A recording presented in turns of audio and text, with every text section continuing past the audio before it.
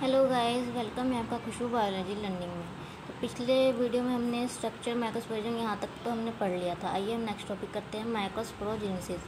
As the anther develop the cells of sporogenesis tissues undergo meiotic division to form microspore tetrad. जब anther जो develop हो जाती है तब स्पोरोजेनेसिस के अंदर जो सेल्स होती है वो अंडरगोलिट मैटिक डिवीजन होती है और माइक्रोस्पोर टेट्राड बनाती है, जिसे माइक्रोस्पोरोजेनेसिस कहते हैं। एंड देन ये डायग्राम है।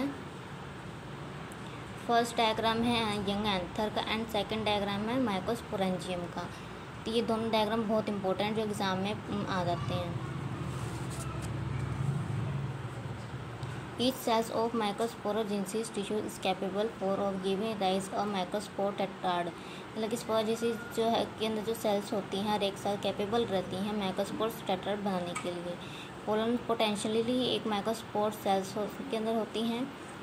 The process of formation of microspores from pollen mother cells and through meiosis.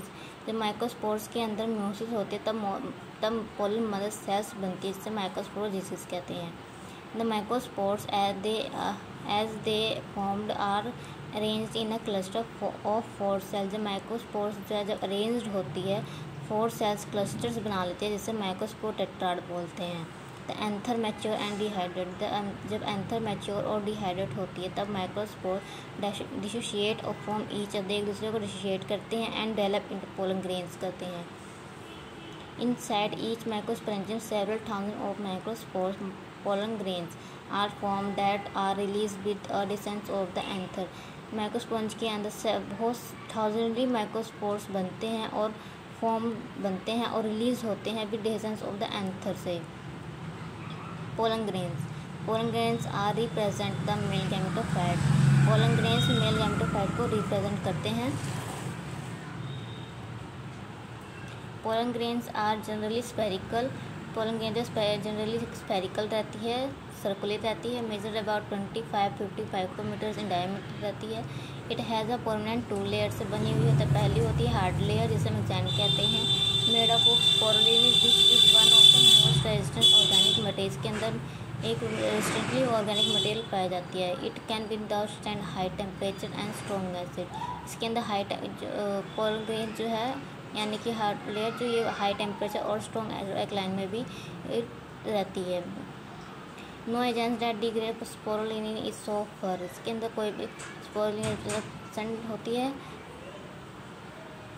The inner wall of the pollen grains is called intine. It is a thin and the continuous layer made up of cellulose and bacteria. अंदर की layer जो होती है intine होती है और thin रहती है, कंटिन्यूस लेयर रहती है, उसकी सेलुलर और पैक्टीन से बनी हुई होती है। The cytoplasm of pollen grains is surrounded by plasma membrane. Pollen grains के अंदर साइटोप्लाज्म रहती है वो सराउंडेड रहती है, मतलब एक लेयर से सराउंड रहती है प्लाज्मा मेम्ब्रेन से। When the pollen grains is mature, जब पोलन ग्रेन मैच्योर होती है तब कंटेन द 2 सेल्स को कंटेन करती है, वेजिटेटिव सेल्स और जनरेटिव सेल्स को। The vegetative cell is bigger.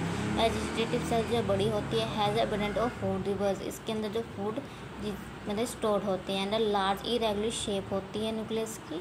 Generative cell is a small and a float in the cytoplasm of the vegetative cell से होती है।